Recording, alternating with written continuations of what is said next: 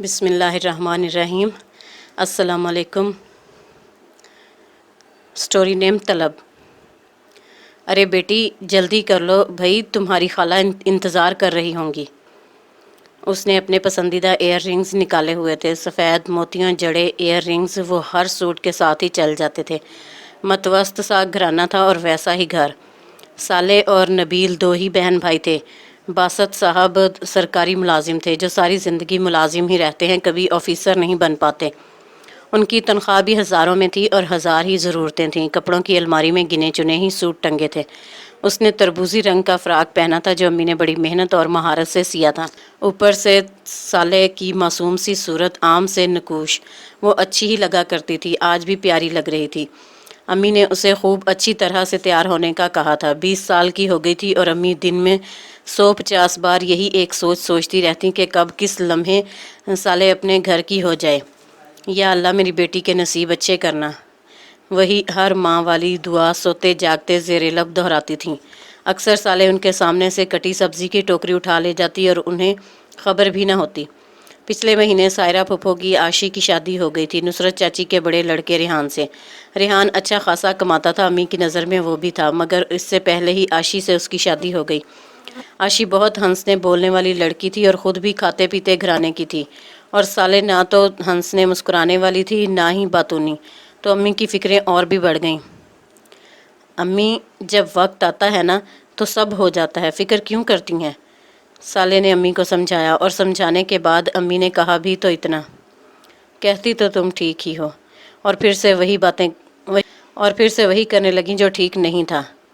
نبیل اور وہ رات دیر تک باتیں کرتے رہتے۔ دونوں بہن بھائی کی بہت بنتی تھی، سال بھر کا ہی فرق تھا، تو نہ تو وہ چھوٹا بنا نہ صالح نے بڑی کا روپ دھارا۔ اللہ اسی طرح بنائے رکھے، مگر اب تک صالح کو رخصت ہو جانا چاہیے تھا۔ رات کی تاریکی میں تاریک چہرہ لیے ناصرہ بیگم سوچا کرتی، لڑکیاں ساری اپنے گھروں کی ہی ہو جائیں گی، مگر صالح تو سب سے الگ ہے، کہیں ہمیشہ کے لیے اسی طرح الگ تھلگ بیٹھی نہ رہ جائے۔ سجیلا خالہ کے ہاں آئے روز دعوتیں چلتی تھیں۔ قاسم انکل نے بہت سارا روپیہ جمع کر رکھا تھا اور آئے دن اس روپے کی ریل پیل دکھانے پر بھی یقین رکھتے تھے۔ امی نے اسے اچھے طریقے سے تیار ہونے کا کہا۔ آنکھیں موٹی تھیں، ان میں کاجل لگا کر ہلکی لپسٹک سے خود کو سنوار کر اس نے خود کو دیکھا۔ وہ اتنا ہی سج سنور سکتی تھی جتنا وہ آئینے میں خود کو دیکھ رہی تھی، اور پھر امی کی آواز پر لبیک کہتی ان کے پیچھے پیچھے چل پڑی۔ خود انہوں نے سادہ سا کاٹن کا سوٹ پہن رکھا تھا جو سالوں سے استری ہو کے اپنی شناخت تک کھو چکا تھا، ویسے ہی جیسے غریب انسان مہنگے انسانوں میں اپنے انسان ہونے کا بھرم بھی نہیں رکھ پاتا، مگر انہیں کوئی ملال نہیں تھا۔ ان سے پہلے بھی انہی اینٹ بجری کے مکانوں میں کتنے لوگ بسے اور بس کر اگلے جہاں سدھارے۔ کسی کو معلوم بھی نہیں کہ ہم سے پہلے کون تھا یہاں، اس کے ناز تھے کیا، تو کیا وہ بھی بس اپنے حصے کا جی رہے ہیں اور جی کر چلے جائیں گے۔ حسب معمول قاسم انکل 3 پیس میں ملبوس بہت سوبر دکھائی دے رہے تھے۔ پورچ میں کھڑی گاڑیاں، ان میں سے ہر گاڑی پر نئے ماڈل کا باقاعدہ جشن منا کر استقبال کیا گیا تھا۔ اب کی بار قاسم انکل نے کوٹھی بدلی تھی۔ سجیلا خالہ نے بیش قیمت ساڑی زیب تن کر رکھی تھی، ڈائمنڈ رنگز ان کی شاندار انگلیوں میں خوب سجتی بھی تھیں۔ انہوں نے جلدی سے صالح کا بوسہ لیا اور پھر ایک زوردار بوسہ امی کا بھی لیا۔ گرم جوشی صاف محسوس کی جا سکتی تھی، مگر اپنا حال کہہ سنانا کتنا مشکل ہے نا۔ وہ انہیں اندر لے گئیں۔ رنگ و بو کا سیلاب، پیسے کی بہتات، سارے طوفانوں میں سے ایک طوفان سجیلا خالہ نے اپنوں کو ٹھکرایا نہیں تھا، اور بھلانے کا تو سوال ہی کیا۔ وہ سب سے ملتی تھیں، بنائیت سے محبت سے انہیں کسی کی حیثیت سے کوئی فرق نہیں پڑتا تھا، مگر ان کا اپنا جو سٹیٹس تھا وہ اس سے دستبردار کیسے ہو سکتی تھیں؟ سائرہ پھپھو کی عاشی، ریحان بھائی داماد، اور چھوٹی دونوں لڑکیاں صبرینہ اور شہزادی بھی آئی ہوئی تھیں۔ چمکتے ہوئے چہرے، ایک سے بڑھ کر ایک لباس۔ سجیلا خالہ کے 2 ہی بیٹے تھے، حاشر اور عاشر۔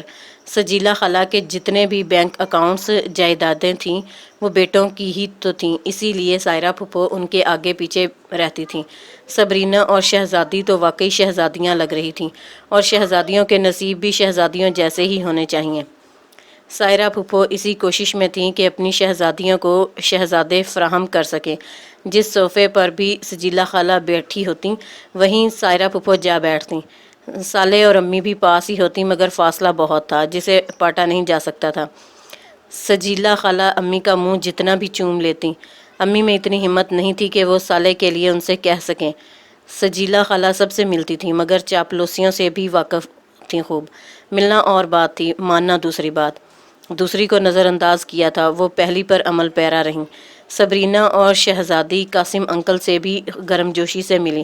صبرینہ خالہ نے سب کو کوٹھی کی قیمت، فرق سب دکھایا سمجھایا۔ وسیع و عریض لان، امپورٹڈ ڈیکوریشن، بہتر فرنیچر، کیا تھا جو ان کے نصیب میں نہیں تھا۔ ہر شے، ہر آسائش گویا کھینچی چلی آئی تھی۔ عاشر حاشر سب سے ملے، یہ ان کی اعلیٰ ظرفی تھی مگر وہ سب سے ملے۔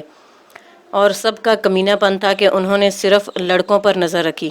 صبرینہ اور شہزادی میں سے ایک نے سالے سے بھی کہا جو خاموشی سے سارا منظر دیکھ رہی تھی، آپ سالے ہیں نا؟ اس کے ہاتھ میں موبائل تھا، جیل لگے بال، بلا شبہ وہ بہت گڈ لکنگ تھا، بالکل قاسم انکل کی طرح۔ جی، سالے نے بس اتنا ہی کہا۔ امی نے آگے بڑھ کر اس کے سر پر ہاتھ پھیرا اور بولیں، ہاں بیٹا، یہ سالے ہے تمہاری خالہ کی بیٹی، تمہیں یاد ہے جب تم... امی اسے بچپن کا کوئی قصہ سنا رہی تھیں۔ یہ وہ بچپن تھا جب قاسم انکل سرکاری کوارٹرز میں دھکے کھاتے پھرتے تھے، جو بہت ٹوٹا ہوا کرتا تھا۔ اس کے بعد ان کی اڑانیں ان کے چلنے کو کہیں پیچھے چھوڑ گئی تھیں۔ سالے بہت دور نکل گئی تھی، لمبا سفر تھا، آنے میں دیر لگی تھی مگر اتنی نہیں کہ وہ بالکل غافل ہو کر رہ جاتی۔ اخبار کے سیاسی صفحے میں کھوئے گرم چائے کا کپ لبوں سے لگاتے اس نے امی کی آواز سنی، یہ صبرینہ اور شہزادی کو دیکھا تھا تم نے؟ کیسے تیار ہو کر پھر رہی تھیں؟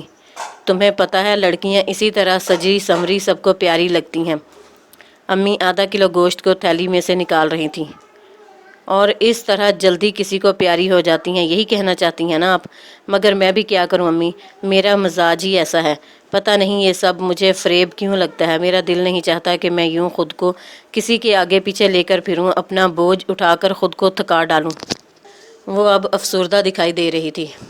مجھے یہی پسند ہے جو میں کرتی ہوں، کچھ اور ہوتا ہی نہیں، کچھ کرنے بھی لگوں تو تھک جاتی ہوں۔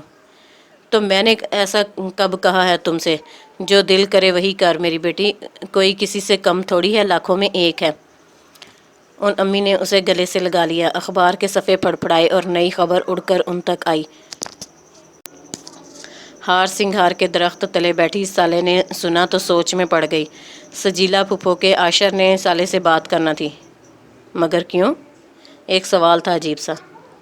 امی نے فون اسے لا تھمایا، لو تمہاری خالہ بات کریں گی۔ جی، مردانہ آواز گونجی تھی اس کے کانوں میں۔ آپ نہیں ہے، میرا نام عاشر ہے۔ وہ عاشر تھا جو حشر بیان کرنے کا خیال رکھتا تھا۔ لے امی سے بات کریں۔ اس نے فون امی کو دے دیا تھا جو بند ہو چکا تھا۔ عاشر سجیلا خالہ کا بہت ہی لاڈلا بیٹا تھا۔ پورچ میں کھڑی ہر نئے ماڈل کی گاڑی اسی کے شوق کی مرہون منت تھی۔ ول یو میری می؟ اگلی بار لہجہ بہت گنگناتا ہوا سا تھا۔ سالے فون کو دیکھ رہی تھی اور وہ جسٹن بیبر کا گانا گا کر اسے پرپوز کر رہا تھا۔ امی حیران رہ گئی تھی۔ بات سجیلا خالہ کرتی تو ٹھیک ہوتا، مگر آج کل کے لڑکے یہ کام بھی خود ہی کرنے لگے ہیں، تو چلو ایسے ہی صحیح۔ امی نے جب سالے سے بات کی تو اس نے امی سے پوچھ لیا، آپ کا کیا خیال ہے کہ مجھے اسے مثبت جواب دینا چاہیے؟ پھر دونوں چپ ہی رہ گئیں، کوئی سوال جواب نہ ہوا۔ رات سانسیں چلتی رہیں۔ اس بے رخی پر عاشر نے سجیلا خالہ سے صاف کہہ دیا تھا کہ اسے سالے باست پسند آ گئی ہے، اور اگر وہ نہ ملی تو وہ خودکشی کر لے گا، گلے میں پھندا ڈال لے گا، مگر سالے کو حاصل کر کے رہے گا۔ اسے صرف سالے چاہیے تھی، اور یہ کہ اسے سالے سے محبت ہو گئی ہے، اس کے لیے ساری کائنات سالے ہو کر رہ گئی ہے۔ اس کے انکار پر عاشر نے اپنے کمرے کا حشر نشر کر دیا تھا، سارے پوسٹرز پھاڑ ڈالے تھے۔ جو سالے ہے وہ کوئی اور نہیں۔ باسط صاحب کو یہ بات قاسم انکل کے منہ سے بالکل اچھی نہ لگی تھی کہ ان کا بیٹا ان کی بیٹی کے بغیر جینے کا تصور بھی نہیں کر سکتا۔ سجیلا خالہ ہر طرح کی گارنٹی دینے کا وعدہ کر چکی تھیں۔ نبیل نے بھی فیصلہ اسی کے ہاتھ میں دے دیا تھا کہ وہ سوچ کر بتا دے، اگر وہ واقعی محبت کرتا ہے اور شادی کرنا چاہتا ہے تو اس میں کیا حرج ہے بیٹا؟ امی نے بھی اسے کوئی فیصلہ کر لینے کا کہا تھا۔ سبرینہ اور شہزادی کے لیے یہ صورتحال بالکل بھی اچھی نہیں تھی۔ ان کے خیال میں عاشر وغیرہ پر صرف ان کا حق تھا۔ یہ محبت نہیں ہے، وقتی ابال ہے جو طلب کے کاسے سے ابل کر زمین میں جذب ہو جائے گا، اس لیے وہ عاشر سے شادی نہیں کر سکتی۔ جب وہ جذباتی انسان ہاسپٹل میں تھا، اس کا معدہ واش کیا جا رہا تھا، تو سب نے یہی کہا کہ سالے گھر آئی نعمت کو ٹھوکر مار رہی ہے، کفران نعمت کر رہی ہے۔ عاشر ہر لحاظ سے بہترین تھا، سبرینہ کا بھی یہی خیال تھا، مگر اب اسے ہی عاشر کو سمجھانا ہوگا، اور اس نے واقعی آگے بڑھ کر اسے سمجھا لیا تھا۔ حسب توقع چند ہی دنوں بعد وہ اس فیز سے نکل آیا۔ البتہ سجیلہ خالہ کے دل میں یہ بات رہ گئی تھی کہ انہیں ٹھکرایا گیا تھا۔ پاگل لڑکی کسی پاگل سے ہی شادی کرے گی۔ انہوں نے سبرینہ کو چن لیا تھا۔ سبرینہ عاشر کے ساتھ جچتی تھی، اور کہاں وہ عام صورت سالے عاشر کی محبت والہانہ تھی۔ اس کی طرف بڑھتا ہر قدم سبرینہ کو آگے اور منزل محبت طے کرواتا جا رہا تھا۔ وقت گزرتا گیا تھا، سال بھر آگے، سالے بہت پیچھے رہ گئی تھی۔ سجل اپنے بھائی کا رشتہ لائی تھی، معقول سی آمدن، ایسا ہی گھر جو سالے کا پہلے سے تھا۔ ولید کو بھی اس کے ابا کی طرح کا ہی بخار تھا، جسے لوگ ایمانداری کا بخار کہتے ہیں، جو نظر نہیں آتا، پی جاتا ہے، مگر جو پینا جانتے ہیں وہ جینا جانتے ہیں۔ بار سنگار کے پیڑ تلے بچھی کرسیوں پر سب بیٹھے تھے جب ولید کی بہن سجل نے اسے انگوٹھی پہنائی تھی۔ نبیل نے تالیاں بجائیں اور امی رو پڑیں۔ ان کی بیٹی ٹھیک تو کہتی تھی، جب وقت آئے گا سب ہو جائے گا۔ وہ کتنا صحیح کہتی تھی۔ پاگل لڑکی تھی، کسی پاگل سے ہی شادی کرنے جا رہی تھی۔ کسی کی کوئی طلب نہ تھی، نہ غرض۔ صالح مطمئن تھی، باقی سارے خوش۔ سائرہ پھپھو اور سبرینہ ان کے ڈرائنگ روم میں بیٹھی بہتے آنسوؤں کے ساتھ بتا رہی تھیں۔ عاشر نے سبرینہ کے لمبے بال تک کینچی سے کاٹ ڈالے تھے۔ بات بات تھپڑ مارنا تو عام سی بات ٹھہری۔ ان کی ویران آنکھیں سچائی کی گواہ تھیں، اور چہرے پر موجود بے شمار کھرنچوں کے نشان، ان میں صاف لکھا تھا کہ طلب کا پیالہ اب بھر چکا ہے، خواہش مٹ گئی ہے۔ جو بات پاگل سی سالے نے سمجھ لی تھی، سبرینہ کی سمجھ میں نہیں آئی تھی۔ سجیلہ خالہ با اثر تھیں تو ولید ہر کیس پر خصوصی توجہ دینے والا، جان لڑا کر لڑنے والا وکیل، جسے کسی کا کوئی خوف نہیں تھا، نہ با اثر کا نہ بے اثر کا۔ اس طلب کو سزا ملنی چاہیے جس کی طلب نے ایک جیتی جاگتی انسان کو زندہ لاش بنا ڈالا۔